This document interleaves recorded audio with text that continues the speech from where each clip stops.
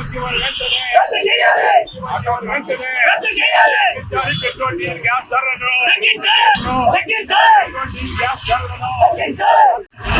D Srinivasarao, వ్యవసాయ ఆటగారి సంఘం IFT నగరాధ్యక్షుడు. ఎన్నికల ముందు కూటమిగా ఏర్పడినటువంటి 3 పార్టీలు అనేక హామీలు ఇచ్చున్నాయి. ఆటో మోటార్ కార్మికులకు 5 హామీలు ఇస్తున్నారు. ప్రధానంగా వాహన మిత్రులు అనేటువంటి పేర్లు తీసేసి డ్రైవర్కి సేవలను పెట్టి ఏదో కంటిన్యూ తుడుపుగా 2,90,000 మందికి ఇచ్చారు. దాదాపు 7 లక్షల చిల్లర ఆటోలు ఉన్నాయి, 1 లక్ష చిల్లర 7 సీటర్స్ కానీ క్యాబ్లు ఉన్నాయి, 34,000 చిల్లర వచ్చినప్పటికీ కార్లు ఉన్నాయి. దాదాపు మొత్తంగా చూసుకుంటే ఈ పథకానికి సంబంధించి 8,40,000 మంది దాదాపు అర్హులు ఉన్నటువంటి వాళ్ళు ఉన్నారు. కేవలం 2,90,000 మందికి ఇచ్చేసి చేతులు పైపై చెప్తా ఉన్నారు. అదేవిధంగా సంక్షేమ బోర్డు ఏర్పాటు చేస్తా ఉన్నారు, 21 కూడా చేస్తా ఉన్నారు. పెట్రోల్ డీజిల్ గ్యాస్ ధర తగ్గించి 4 లక్షల రూపాయలు రుణాలు ఇస్తామని చెప్పేసి కూటమి ప్రభుత్వం నిన్నగా మొన్న దసరా కానుకని చెప్పేసి 4వ తారీఖున విజయవాడలో కూడా ప్రకటన చేశారు. ఇంతవరకు అదా లేదు పదా లేదు. అందుకని ఆటో కార్మికుల పక్షాన ఈ రోజు మీరు ఇచ్చినటువంటి హామీలు అమలు చేయమని అడుగుతున్నాం. మీ గుంతం కోరికలు కోరట్లేదు. మీరు ఇచ్చినటువంటి హామీలు అమలు చేసేంత వరకు కూడా మా పోరాటం దీర్ఘంగా కొనసాగించని చెప్తున్నాం. ఇప్పటికైనా కానీ ఆలోచన చేసి ఆటో మోటార్ కార్మికులకు సంబంధించిన సంఘాలతో చర్చించి ఈ సాధకాలు ఏమన్నా కానీ వారికి సంబంధించిన సమస్యలు తెలుసుకొని ముందుకు వెళ్ళాలని చెప్పేసి లేని పక్షంలో రాష్ట్ర ఉద్యమం చేపట్టడానికి ఐఎఫ్టీగా సిద్ధంగా ఉన్నామని చెప్పేసి సందర్భంగా చెప్పదలుచుకున్నాం. కూటమి ప్రభుత్వం అన్ని వర్గాల ప్రజలు మోసం చేస్తా ఉంది.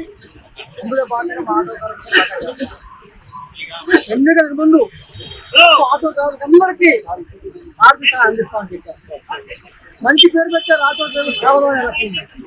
ఆటో డ్రైవర్ సేవలు అని చెప్పి కేవలం 2,90,000 మందికి వేసి సుమారు 5,500 లక్షల మంది ఆటో కార్మికులు ఇచ్చిన తప్ప ఉంది. ద్వారా మీరు బడ్జెట్ చెప్పి మీ 18 నెలల కాలంలో 2,20,000 కోట్ల రూపాయలు అప్పులు చేశారు. ఏం చేస్తా ఉన్నారు గతంలో? ఆటో కార్మిక పథకాన్ని కేవలం అందరికి ఇస్తే 12,000 కోట్లు లెక్క మీ బడ్జెట్లో కానీ మీరు చేసే అప్పుల్లో కానీ వాళ్ళ లెక్క కాదు. వాటి వల్ల మీరు అన్యాయంగా చేస్తా ఉన్నారు. మీరు అప్పులు చేసే అప్పులు ఏ పక్కపోతే అర్థం కావట్లేదు. వాళ్ళు ఏం కావాలి? వాళ్ళ ఫ్రీ బస్ వల్ల ఉపాధి కోల్పోయాం. వాళ్ళు మెడికల్ కాలేజీని ప్రైవేట్ చేస్తూ ఉన్నారు. వైద్యం అనుకునే చేస్తూ ఉన్నారు. ప్రభుత్వ వైద్యం మెడికల్ కాలేజీని ప్రైవేట్ చేస్తే ఏ రకంగా ప్రభుత్వం వైద్యం అందించింది? విద్యా ప్రైవేటీకరణ, హాస్పిటల్ ప్రైవేటీకరణ, అన్ని ప్రైవేటీకరణ. చివరికి తిరుపతిలో బస్ స్టాండ్ ప్రైవేటీకరణ చేస్తా ఉన్నారు. ప్రైవేటీకరణ చేసి పెద్దవాళ్ళకి మారుస్తూ ఉన్నారు. అందులో పాటు ఈరోజు మా ఆటో కార్మికులు మరింత అన్యాయం చేస్తూ ఉన్నారు. మేము వేరే పార్ట్ల మీరు హామీలు ఏదైతే వైసీపీ ప్రభుత్వంలో ఉందో నేను రద్దు చేస్తానే రకాల వాళ్ళకి చేస్తారు. నేను రద్దు చేస్తున్నా అదే జీవన అభివృద్ధి చేస్తున్నారు. వాళ్ళని దోచుకుంటూ ఉన్నారు. అదే రకంగా సంక్షేమం ఏర్పాటు చేస్తూ ఉన్నారు. నా పేరుతో వాళ్ళ సస్పెండ్ చేస్తూ ఉన్నారు. ఎందుకు సంక్షేమం ఏర్పాటు చేస్తూ ఉన్నారు? రాష్ట్రంలో ఒక రకంగా అధికారాన్ని ఒక రకంగా చేస్తూ ప్రజలు మోసం సరైనది కాదు. అందుకనే మీ హామీని అమలు చేసేంత వరకు మా పోరాటం ఆపేది లేదు. ఏదో కొంతమంది ఇచ్చాం కదా అయిపోయింది చల్లారిపోతే చల్లారేది కాదు. తప్పనిసరిగా ఉద్యమంగా మారుతుంది. అమలు చేయాలి, ఉద్యోగం చేయాలి, సంక్షేమం ఏర్పాటు చేయాలి. డ్రైవర్లందరికీ ఆటో అమలు చేయాలి.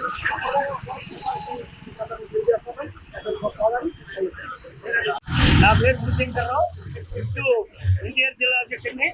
అయ్యా చంద్రబాబు నాయుడు గారు, పవన్ కళ్యాణ్ గారు, లోకేష్ బాబు గారు, మీ ముగ్గురే దీనికి మూలకర్త కర్మకర్త మీరే. కానీ ఏదైతే మీరు ఓనర్ కమ్ డ్రైవర్ కి 15,000 ఇస్తాను మాట తిప్పారో ఆ మాట ప్రకారంగా అయినా సరే ఆ 15,000 అయినా సరే జనానికి అయితే పడలా, కొంతమందికే పడ్డాయి. ఇది చాలా దుర్మార్గమైంది.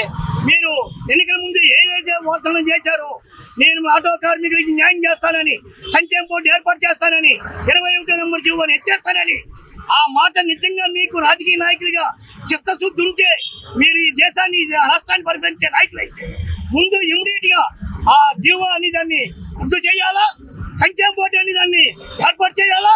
లేకపోతే ఇంతటితో ఆగదు. ప్రజా సంఘాలన్నీ కూడా అన్ని ట్రేడ్ యూనియన్లతో కూడా మేము కూడగడతాం.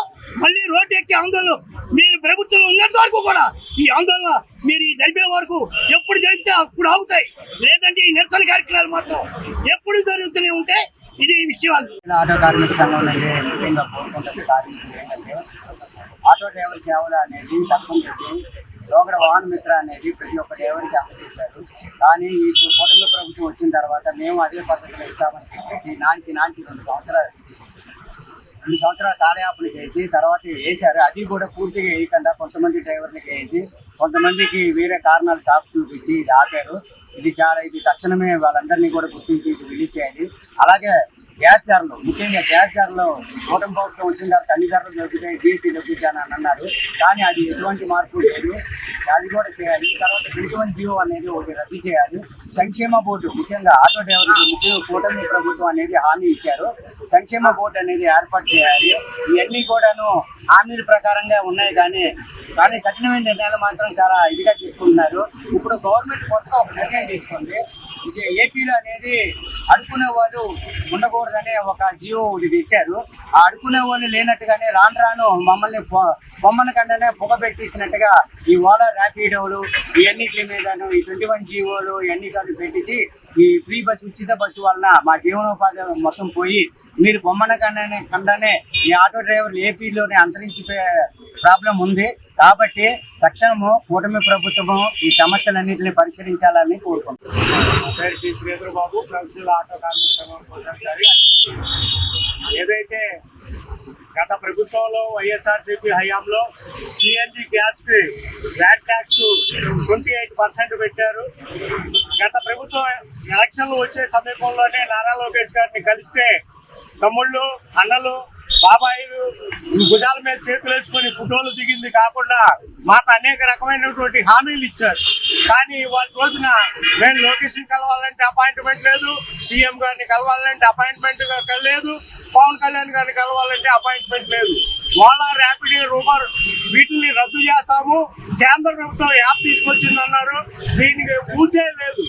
అంటే ఈ ప్రభుత్వం ఎలక్షన్లకు ముందు చెప్పేది ఒకటి, ఇవాళ చేసేది ఒకటి.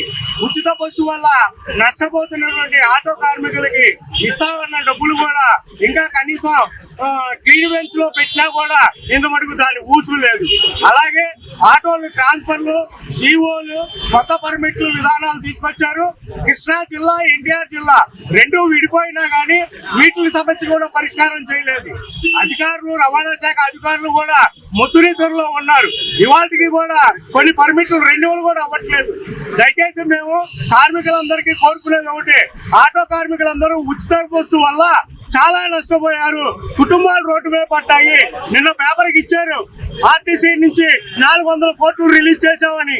ఈ 400 కోట్లు కూడా ఆటో కార్మికులు నష్టపోయింది. ఈయన ఆటో కార్మికులకి పూర్తిగా జీవనోపాధి పోయిందని తెలియజేస్తున్నాం.